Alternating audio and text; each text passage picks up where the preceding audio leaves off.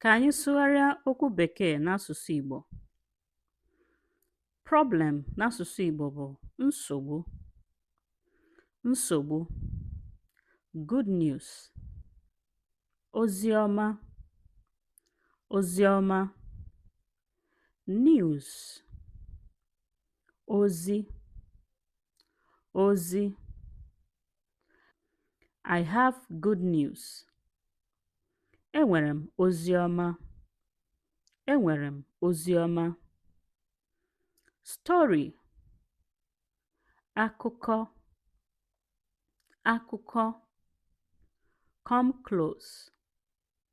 Bịa nso. Bịa nso. Don't come close. Abịala nso. Abịala nso. Stay at home. Nọdụ n'ụlọ. Nọdụ n'ụlọ.